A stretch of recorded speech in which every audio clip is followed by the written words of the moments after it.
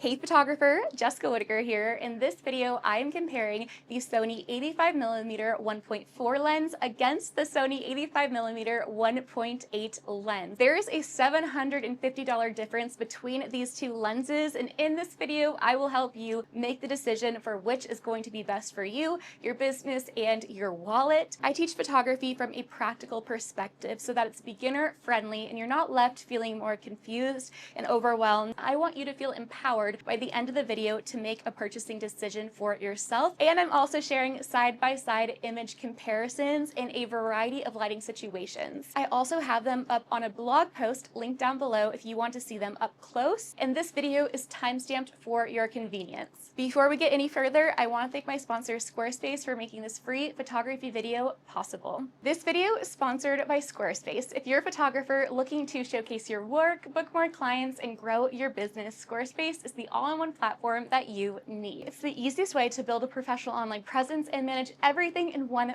place, from portfolios to stores to blogging and email marketing. As a photographer, having a polished professional website is everything because it's the first impression that potential clients get of your work. That's why I've been using Squarespace for the last 10 years to manage my online presence. It's so easy to get started. You can choose from their beautifully curated templates, which are perfect for showcasing visual work, and then customize everything to match your brand. But now, getting a truly unique and personalized website is even faster with their new Blueprint AI website builder. You simply answer a few questions about your business and your goals, and Blueprint AI then uses those answers to generate a completely custom starting point for your website. It'll suggest colors, layouts, fonts, and even initial content that aligns perfectly with your brand. It's a huge time saver and makes getting a professional site up a breeze. It rivals popular drag and drop website platforms for customization, but while still giving you access to all of Squarespace's built-in analytics, e-commerce, and email marketing tools that other platforms often lack. Let's talk about SEO because Squarespace makes it unbelievably easy to get found online. Blogging isn't just for sharing your beautiful galleries, it's a powerful tool to boost your search rankings. Their built-in SEO features simplify everything. You can add keywords, meta descriptions, and alt text for your photos in just a few clicks, helping your site rank higher and get discovered by ideal clients. I have seen this firsthand. I still get inquiries from a Columbia graduation blog post that I did in 2023. I recently wrote a blog post about my experience with a culling and editing software. My blog post is currently the second result underneath the software's official website, and I didn't do anything complex or extra SEO work. I just used the intuitive tools built right into Squarespace. That's how effective it is for driving traffic and inquiries. So if you're ready to build a website that does it all, head to squarespace.com for a free trial. And when you're ready to launch, go to squarespace.com/Jessica Whitaker to save 10% off your first purchase of a website or a domain. Your photography deserves to be seen, so let Squarespace help you make it happen. The camera that I use to pair with these lenses is the Sony A7R5. All of the gear is loaned to me by KEH Camera, so this wouldn't be possible without them. KEH is where you can buy, sell, trade in, and repair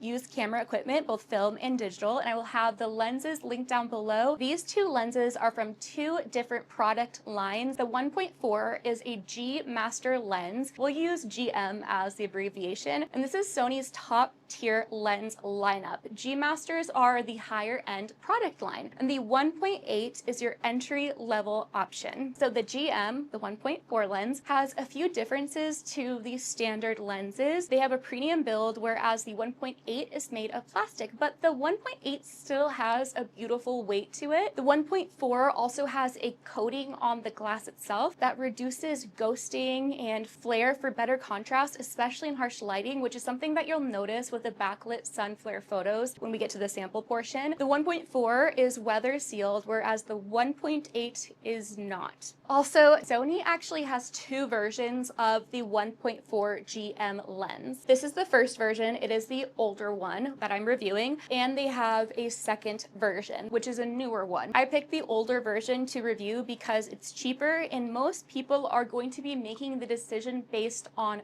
price. Let's go into price. The 1.4 cost $1,400 if you were to buy it new from Sony, $828 if you were to buy on KEH. The 1.8 1.8 costs $650 if you were to buy it new from Sony's website, and $350 if you buy used on KEH. A $750 difference if you were buying directly from Sony's website. So there is a big price jump between the two. The 1.8 is not worth the original price tag of $650. Like, my eyes could have popped out of my skull when I saw that. I did a double take. Buying the 85 1.8 used at the $350 price on KEH versus the original $650 on Sony feels more accurate. Look, the lens is great, and you're gonna get a spoiler alert from me right now. Go with the 1.8, but do not purchase this brand new. Let's talk about the specs. We'll start off with the sharpness. The 1.4 was tack sharp. I was really impressed, which is kind of hard for me to be impressed by gear nowadays because everything is just so expensive. It's very rarely worth the full tag price. But when I was editing, in particular the landscape orientation in Lightroom, I was blown away by the clarity of the 1.4, and I don't want that to happen. I want the cheaper one to be the one to blow me away, but oh my gosh, like, there is no denying that the 1.4 is like one of the sharpest things that I've seen. Now, granted, I still shoot on the Canon 5D Mark IV, so, you know, I'm a couple centuries behind in terms of technology, but that's kind of what you want when it comes to gear reviews, because you're gonna get the truth about if something's really worth the price tag or not. But guess what? The 1.8 was also amazing. This was sharper than my Canon 85 1.2 lens. This brings me into our next decision factor, which is the speed. You guys, they were basically equal to me. Even when I went out and I photographed at dusk in that very low light with a moving subject, the 1.8 performed just as well as the 1.4. Now, I know that there are technical differences, and the 1.4 is probably technically faster than the 1.8. And I would hope that for the price point of the 1.4, it better be faster than the 1.8. But honestly, guys, the technology of the Sony mirrorless cameras are so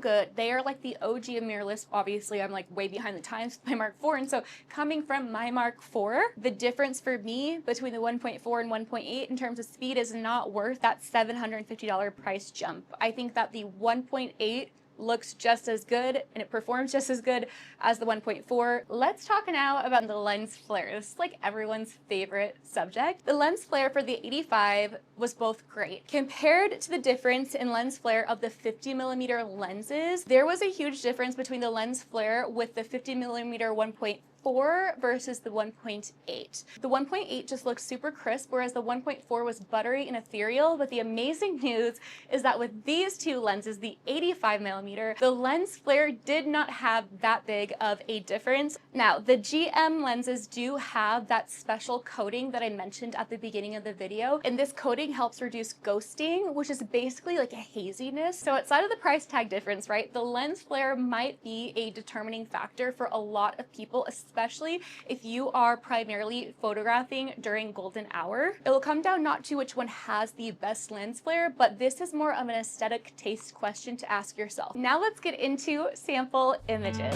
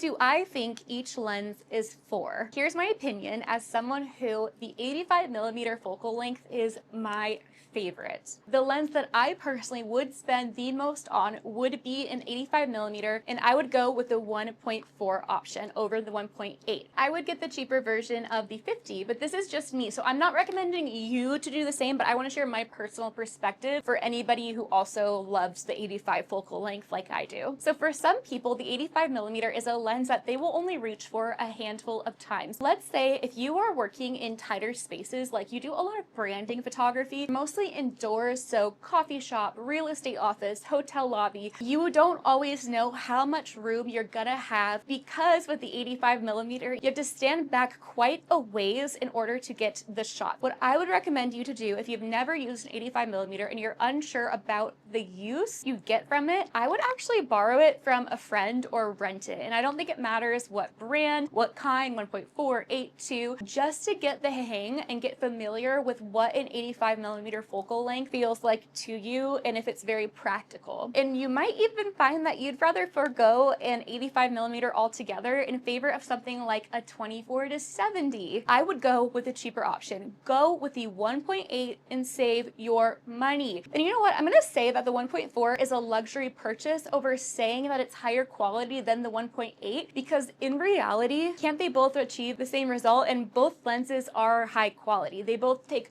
gorgeous photos. They are both fast and sharp. The 1.4 has its slight differences that matter to some people and don't to others. It's a luxury purchase and you are going to feel the difference in your hand. It has more weight to it. It's made of metal. It's weather sealed, which is also a really big factor for some people. The 1.8 is made of plastic. It's lighter, but it's still heavier than my Canon lenses. Try not to get caught up in that aspect. Don't get swayed by the heavier, more luxurious feel of expensive lenses, especially if you are looking at these two in a camera store. Stores are literally merchandised to sway you one way. As shoppers, and this is literally the way that our brain is wired, we are going to want the heavier one. Truly, that build, though, is part of the cost, but it doesn't define the image quality or your skill. With any camera purchase, sleep on it, think about it, try before you buy if you can. Be a conscious consumer. We need to make responsible purchasing decisions for ourselves and not go into debt for photography. Recognize what is marketing and what is reality. Is the 1.4 marketing because of the feel and the price tag, and sometimes big price tag equals better quality? Or is the 1.4 the best for you because you know you'll get everything out of the elevated features? Be a conscious consumer. There is no rush to buy. If you have any specific questions about these lenses and how they could fit into your business, feel free to leave them down below in the comments or in my free photography Facebook group called Build and Bloom. This is the best place to ask questions about your specific photography business. It is a kind, encouraging, and inclusive space. Whether you want help drafting a response to a difficult client situation or you want an extra set of eyes on a gallery before you send it out to a client, you can join Build and Bloom over on Facebook groups. It is my best free resource. You can also listen and learn to the Build and Bloom Photography podcast wherever you get your podcasts. I believe in you and I believe in your business. Be sure to hit subscribe so you're the first to know when new free videos for your business come out, and I will see you in my next video. Click right here to watch and to learn. I'll see you there.